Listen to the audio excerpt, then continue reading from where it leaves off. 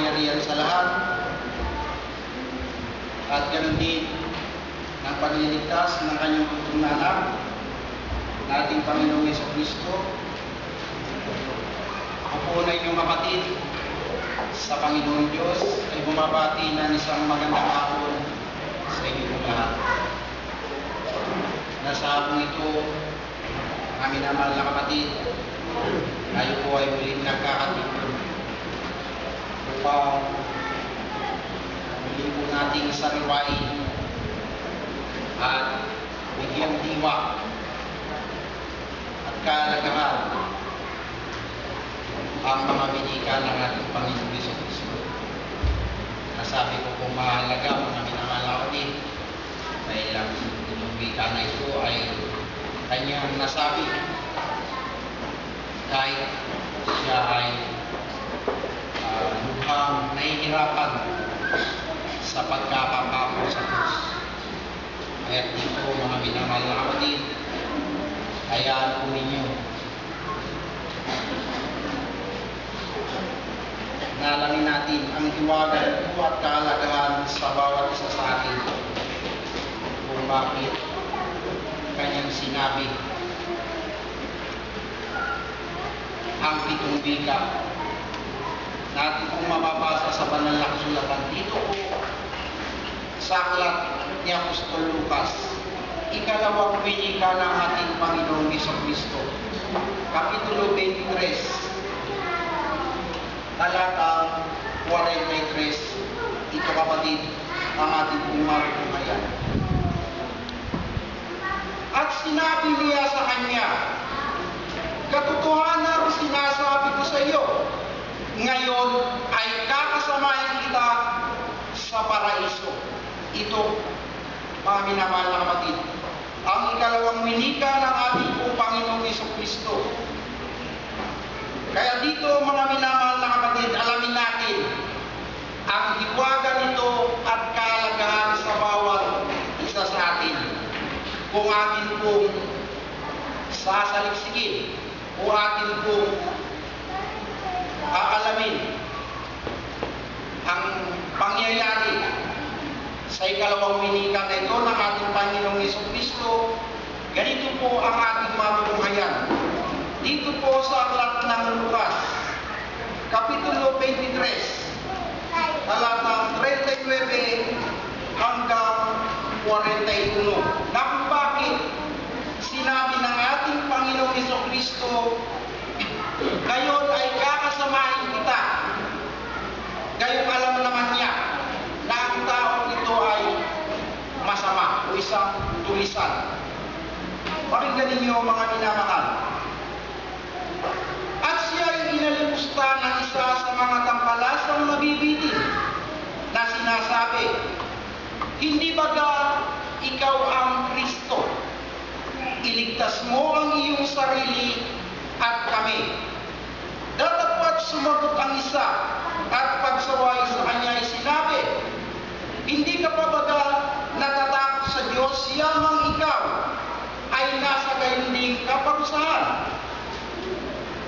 At tayo sa katotohanan ay ayon sa katuwiran, sapagkat tinanggap natin ang nararapat na kabayaran sa ating mga gawa. Datapwat ang tao ito ay hindi gumagawa ng anumang masama. Ayon po sa aking binasa sa inyo, mga minamahal na kapatid, dalawang masamang tao o tulisan ang nasa kanya tabi. Isa sa kaliwa, isa po sa kanan, na katulad rin niya nakabayubay rin sa krus. At sa dalawang ito, mga minamahal na kapatid, nakita ng ating Panginoong Jesucristo ang kanilang puso sa pamamagitan ng kanilang pagsasalita. At yung nasa kanyang kanan, nakita ng ating Panginoong Jesucristo ang laman ng kanyang puso, bagaman siya ay isang tulisan, isang taong masama. Nakita niya, mga minamahal na kapatid, na ang tulisan na ito ay marunong pumilala ng kanyang kamalian at nakahandang tumanggap ng kabayaran. Ibig sabihin, mga minamahal na kapatid, pagsisisi, kapakumbabaan, yun ang nakita ng ating Panginoong Jesucristo sa Kanya. Sana, ito rin, mga minamahal na kapatid, ang mamalagi sa puso ng bawat isa sa atin. Dahil ayon po sa banal na kasulatan, sa kung ano ang kinahinatnan ng tao, kung ano ang kinahinatnan ng tao na nilikha ng Diyos, pakinggan ninyo mga minamahal na kapatid.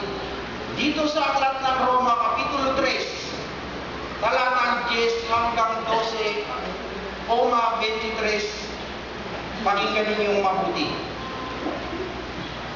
Gaya ng nasusulat, walang matuwid, wala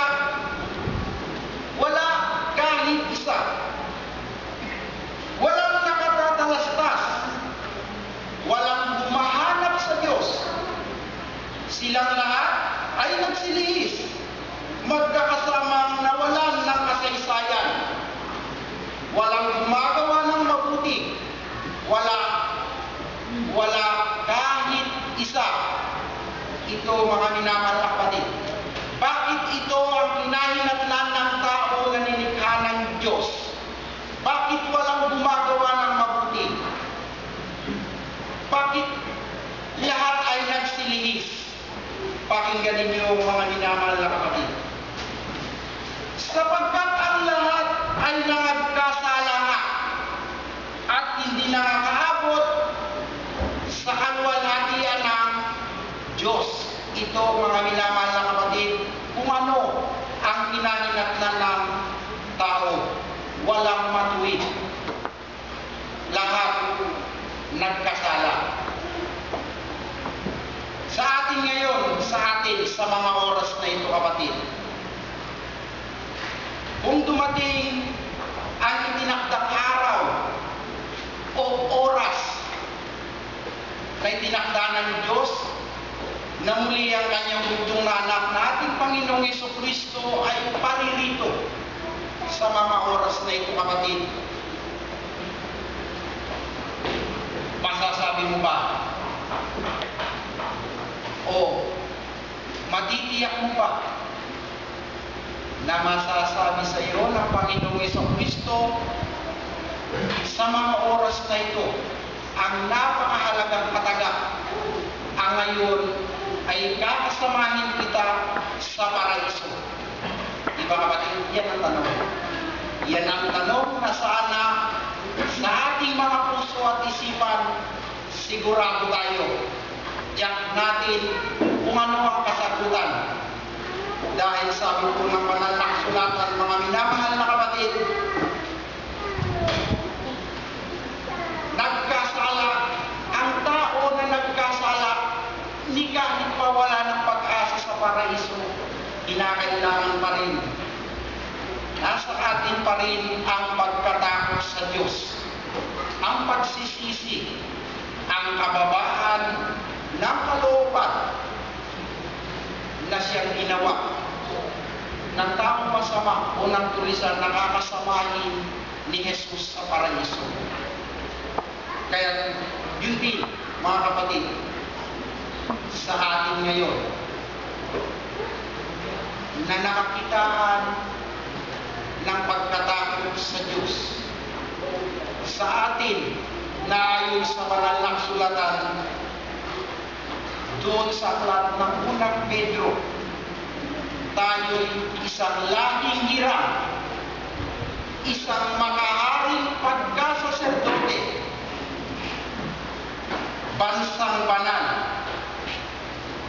Tayo'y mga tinawag bayan pag-aaring sarili ng Diyos o anak ng Diyos o iglesia ng Diyos na nakay Kristo Jesus.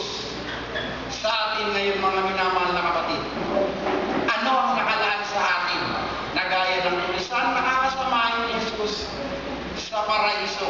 Pakinggan ninyo, ganito po ang ating matutunghayan dito po sa aklat ng Gawa,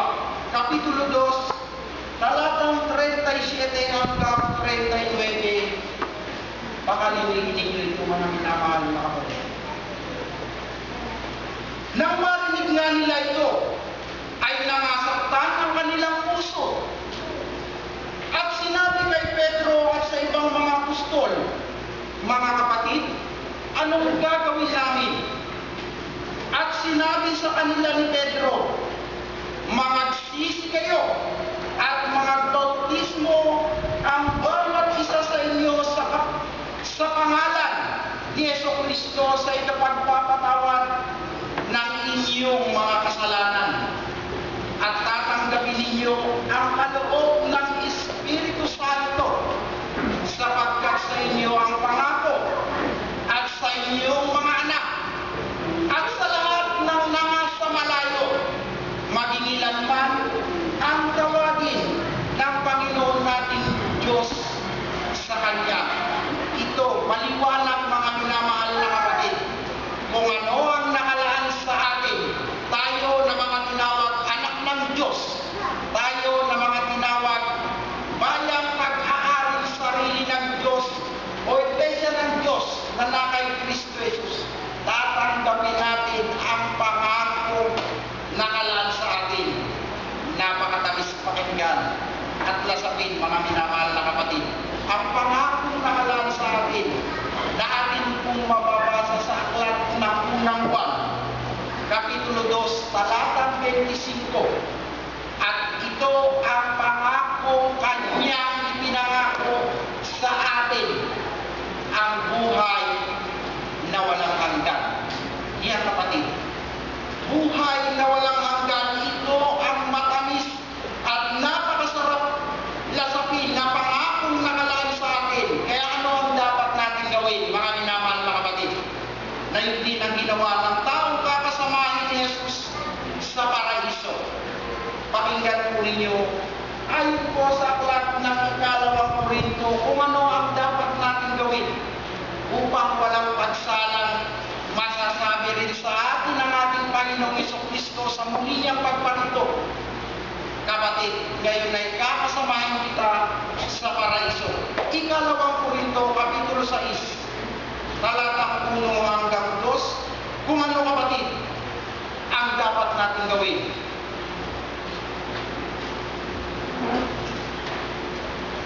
Ikalawang Korinto.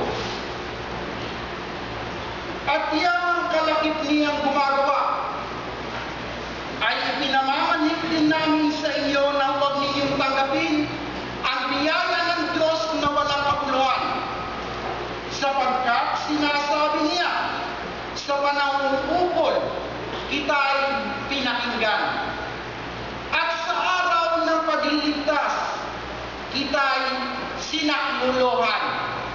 Narito ngayon ang panahong ukol, narito ngayon ang araw ng kaligtasan. Ito mga minamahal na kapatid, kung ano ang nararapat natin gawin upang sa kanyang muling pagparito malalasap din natin ang mga katagaw ngayon ay kakasamahin kita sa paraiso.